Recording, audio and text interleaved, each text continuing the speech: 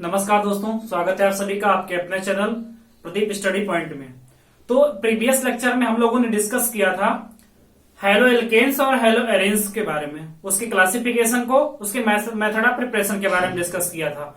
आज हम लोग डिस्कस करने वाले हैं उसकी फिजिकल प्रॉपर्टीज के बारे में। तो आज का वीडियो थोड़ा सा शार्ट रहेगा क्योंकि इसमें केवल और केवल फिजिकल प्रॉपर्टीज को हम एक्सप्लेन करेंगे। ठीक है, तो हम लोग एक्सप्लेन करते हैं कि फिजिकल प्रॉपर्टीज की क्या होती है। ठीक है, तो अगर हम इसके पहले पॉइंट की बात करें तो पहला पॉइंट इसमें लिखा हुआ है कि CH3Cl यानी मेथिल क्लोराइड, मेथिल ब्रोमाइड तथा एथिल क्लोराइड जो है are gases at room temperature. इसका मतलब कि रूम टेम्परेचर पे ये तीनों जो कंपाउंड है, तीन एल्किल हैलाइड हैं या एल्केन्स हैं, ये क्या होते हैं, गैस फॉर्म में होते हैं रूम टेम्परेचर पे।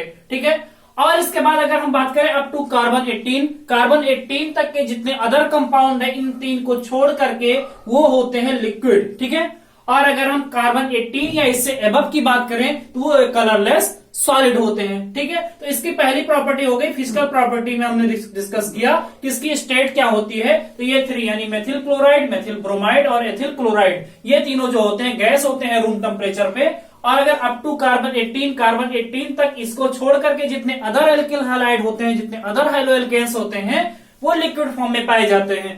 ठीक है, अगर ये कार्बन 18 या इससे एबव की बात करें, मतलब ऐसे हैलो एल्केन्स जिनके पास कार्बन की संख्या जो है 18 या उससे ज्यादा है, तो वो क्या होते हैं, कलरलेस सॉलिड होते हैं रूम टेम्परेचर पे।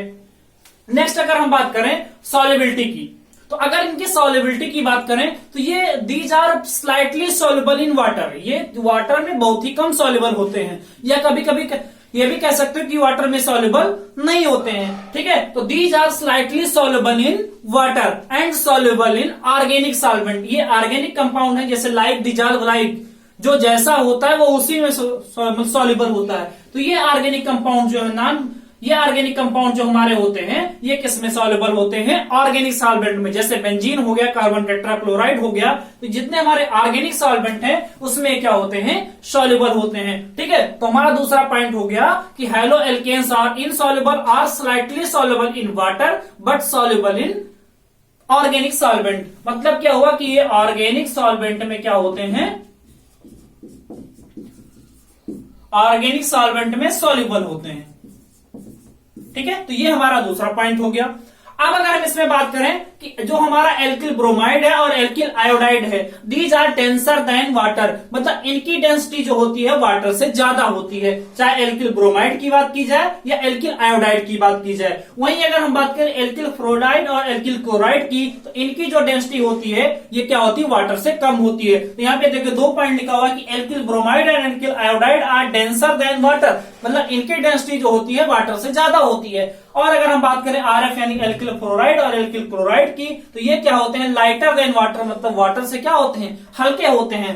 तो ये हल्के होते हैं, इसका मतलब इसकी डेंसिटी जो होती है वाटर से कम होती है। तो ये हमारा नेक्स्ट पॉइंट हो गया। अब अगर इसके हम बॉइलिंग पॉइंट की बात करें, तो जैसे हमने एल्केन में बताया था कि बॉइलिंग पॉइंट जो होता है वेट बढ़ने के साथ साथ बढ़ता चला जाता है। जैसे जैसे मॉलिक्यूलर वेट बढ़ेगा वैसे क्या होता है कि उसका बॉइलिंग पॉइंट बढ़ता चला जाता है। तो अगर यही हम बात करें कि आयोडीन की बात करें, ब्रोमीन की बात करें, क्लोरीन की बात करें और फ्लोरीन की बात करें, तो इनका मॉलिक्यूलर वेट क्या होता है, आयोडीन का सबसे ज्यादा, फिर ब्रोमीन का, फिर फ्लोरीन का। तो अगर यही एल्किल हैलाइड के केस में अगर हम बात करें, तो एल्किल हैलाइड में देखो एल्किल आयोडाइड जो है इसका मॉलिक्यूलर वेट सबसे ज्यादा है, उसके बाद एल्किल ब्रोमाइड का, उसके बाद क्लोराइड का, उसके बाद फ्लोराइड का। तो अगर हम इसके बॉइलिंग पॉइंट की बात करें तो बॉइलिंग पॉइंट जो होता है मॉलिक्यूलर वेट बढ़ने के साथ साथ बढ़ता है। इसका मतलब क्या कि boiling point directly proportional to molecular weight. तो मॉलिक्यूलर वेट अगर बढ़ रहा है तो उसका बॉइलिंग पॉइंट भी क्या होगा, बढ़ता चला जाएगा, तो उसका बॉइलिंग पॉइंट बढ़ता चला जाएगा। तो अगर हम यही बात करें आयोडाइड की, अगर हमारे पास एल्किल आयोडाइड है तो इसका क्या है, मॉलिक्यूलर वेट सबसे ज्यादा है, तो इसका मॉलिक्यूलर वेट सबसे ज्यादा है, इसकी वजह से क्या होता है, इसकी बॉइलिंग पॉइंट सबसे ज्यादा होती है। अगर और उसके बाद एल्किल ब्रोमाइड की, उसके बाद क्लोराइड की, उसके बाद फ्लोराइड की। ठीक है, तो हमारा नेक्स्ट पॉइंट हो गया कि बॉइलिंग पॉइंट बढ़ेगा कब, जब मॉलिक्यूलर वेट बढ़ेगा। तो हमारा ऑर्डर जो होगा वो alkyl iodide, alkyl bromide, alkyl chloride और एल्किल फ्लोराइड का होगा। ठीक है, ये हमारा हो गया नेक्स्ट पॉइंट। अब अगर हम यही बात करें, सिंपली हमने कह दिया कि हाँ मॉलिक्यूलर वेट बढ़ रहा है तो उसका क्या होगा, बॉइलिंग पॉइंट बढ़ता चला जाएगा। लेकिन अगर हम आइसोमर्स की बात करें, ठीक है, अगर हम एल्किल हैलाइड के आइसोमर्स की बात करें तो आइसोमर में तो सबके क्या है, आइसोमर में क्या है, सबके मॉलिक्यूलर वेट सेम है।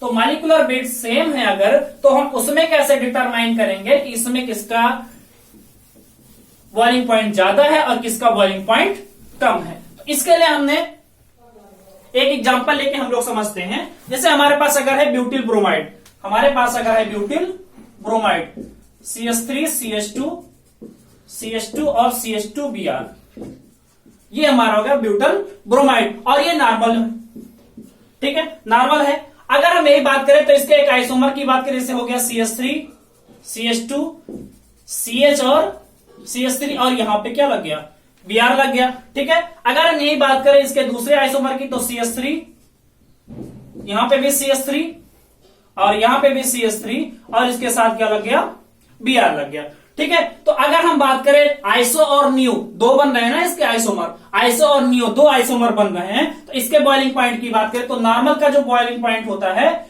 वो होता है 375 केल्विन, ठीक है।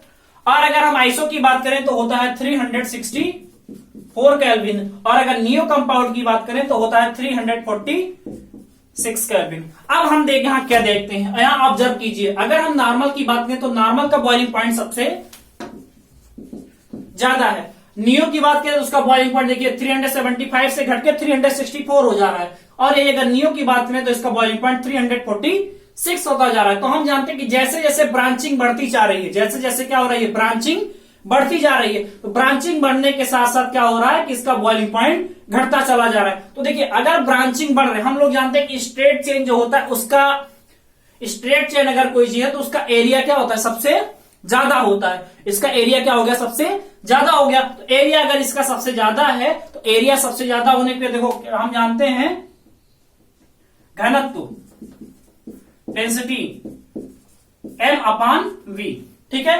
तो अगर इसके देखिए अगर हम क्या जानते हैं कि देखो अगर इसमें क्या हो रहा है, देखो अगर इसमें मॉलिक्यूलर वेट मॉलिक्यूलर वेट तो कोई चीज मायने नहीं रखता है, मॉलिक्यूलर वेट क्या है, सेम है। और वॉल्यूम को हम क्या लिख सकते हैं, A इंटू L, मतलब एरिया इंटू लेंथ लिख सकते हैं या एरिया इंटू हाइट लिख सकते हैं। इसका मतलब अगर एरिया बढ़ रहा है, ठीक है, तो अगर हम इसमें इस केस में बात करें तो यहां हो जाएगा A into L into D, ऐसे कर दिया हमने। तो इसका मतलब मॉलिक्यूलर वेट, देखिए मॉलिक्यूलर वेट सेम है लेकिन उसका क्या है, एरिया सबसे ज्यादा है। तो एरिया पे भी मॉलिक्यूलर वेट डिपेंड करता है। तो जैसे जैसे एरिया कम हो गई, एरिया क्या हो गई, कम हो गई, तो एरिया अगर कम हो रहा है तो हमको क्या होगा, कम एनर्जी प्रोवाइड करनी पड़ेगी, कम हीट प्रोवाइड करनी पड़ेगी उसको बॉयल करने में, ठीक है। तो इसका रीजन क्या हुआ कि अगर देखिए जैसे जैसे इसमें ब्रांचिंग बढ़ती जा रही है उसकी एरिया कम होती जा रही है, तो एरिया कम होने की वजह से इसको कम हीट प्रोवाइड करनी पड़ती है बॉयल करने के लिए, इसलिए इसका बॉइलिंग पॉइंट क्या होता है, घटता चला जाता है। तो बॉइलिंग पॉइंट क्या होगा, बॉइलिंग पॉइंट ब्रांचिंग बढ़ने के साथ साथ क्या होगा, घटेगा। इसका मतलब कि अगर ब्रांचिंग बढ़ रही है, ठीक है, तो ब्रांचिंग बढ़ रही है तो बॉइलिंग पॉइंट क्या होगा, घटेगा, ठीक है। ब्रांचिंग बढ़ने से बॉइलिंग पॉइंट क्या होता है, घटता चला जाता है। Branching is inversely proportional to boiling point. देखो यहां ब्रांचिंग नहीं थी, ये नॉर्मल था, ये आइसो था, इसमें ब्रांचिंग आ गई थी और यहाँ पे देखिए और ज्यादा ब्रांचिंग हो गई। नियो कंपाउंड अगर बन रहा है, ठीक है, तो इसमें ब्रांचिंग ज्यादा बढ़ गई तो इसकी वजह से बॉइलिंग पॉइंट क्या होगा, घटता चला जाएगा, ठीक है। तो ये हमारे कॉन्सेप्ट हो गए। अगर हमारे पास आइसोमर्स हैं तो आइसोमर्स में बॉइलिंग पॉइंट कैसे इंक्रीज या डिक्रीज करता है, तो सीधा सा कॉन्सेप्ट है कि अगर ब्रांचिंग बढ़ रही है तो ब्रांचिंग बढ़ने के साथ उसकी एरिया कम होती जाती है और उसको बॉयल करने में कम हीट प्रोवाइड करना पड़ता है, जिसकी वजह से उसका बॉइलिंग पॉइंट घटता चला जाता है, ठीक है। तो ये सिंपल सा कॉन्सेप्ट हुआ। As the branching of the compound increases, the boiling point of the compound decreases, मतलब ब्रांचिंग बढ़ने के साथ साथ उसका बॉइलिंग पॉइंट घटता चला जाता है, ठीक है। तो ये हमारी हो गई फिजिकल प्रॉपर्टीज और इसमें हमने 5-6 पॉइंट जो थे हमारे डिस्कस कर लिए। नेक्स्ट वीडियो में हम लोग इसकी केमिकल प्रॉपर्टी के बारे में डिस्कस करेंगे। तो वीडियो जिनको पसंद आई हो लाइक करें, चैनल पे जो पहली बार विजिट कर रहे हैं सब्सक्राइब करके बेल आइकन जरूर प्रेस करें, जिससे आने वाले वीडियो के नोटिफिकेशन आप तक पहुंचते रहे, ठीक है। हम लोग मिलते हैं नेक्स्ट वीडियो में, तब तक के लिए नमस्कार।